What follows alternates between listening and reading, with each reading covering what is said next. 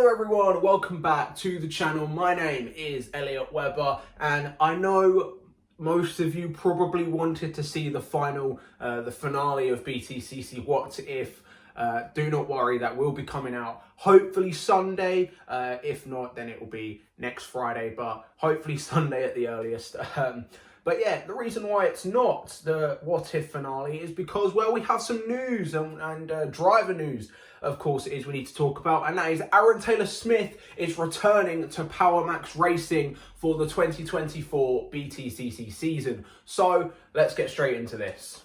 Yes, guys, that is right. It was announced yesterday morning that Aron Taylor-Smith will be returning to Power Max Racing for next year's BTCC season. Something that, honestly, I'm happy about. I'm a really big fan of Aron Taylor-Smith. I like him as a driver. I also love him in interviews. He's always one of those positive guys that always has a smile on his face, which is great. And I've just always been a big fan of Aron. You know, I started watching BTCC a few years before he debuted, and there was just something about him that I just really liked. I liked him when he was at BMR. I liked him, you know, when he came back to BTCC. I was really happy about that. And yeah, it just I struggle to find anyone who dislikes Aron. He's one of the most likable guys on the grid. So yeah, great to see him back. And of course, a great driver, as we know, a multiple-time race winner in BTCC. Of course, did take a podium last year with Power Max Racing. So yeah, of course, are we shocked by this? Not really, as, you know, Aron did say that this was probably going to be a multi-year project with Power Max Racing.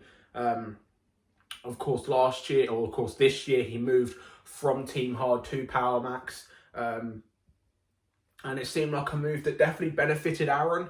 Of course, no disrespect to Team Hard, but if I had to choose between a Cooper and a Vauxhall and what car would be more successful, I'm probably going to go for the Vauxhall, despite the fact the Vauxhall is the oldest car on the grid. But this year, it seemed to find that pace that it had in his first couple of years. Of course, Aron had to deal with two rookies, of course, in Andrew Watson and Mikey Doble, and two of the most talented rookies we've had in a long time, of course, alongside Ronan Pearson, sort of the top three of the best rookies. Of course, we know Andrew Watson was utterly phenomenal this year, winning, of course, the Jack Sears Trophy with Power Max Racing, taking, I believe, 3 podiums, or was it 2?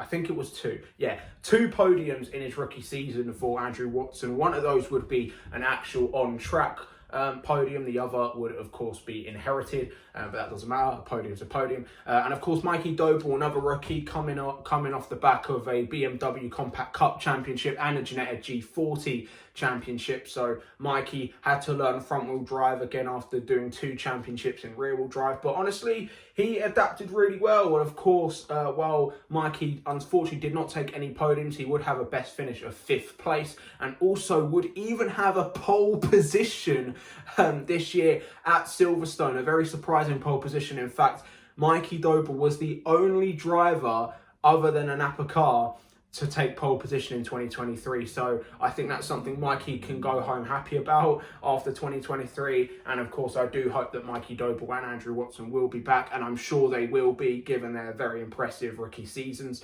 Where they will be, you'll have to find out very soon in my predictions video, which is coming soon. Don't worry, hopefully within the next week.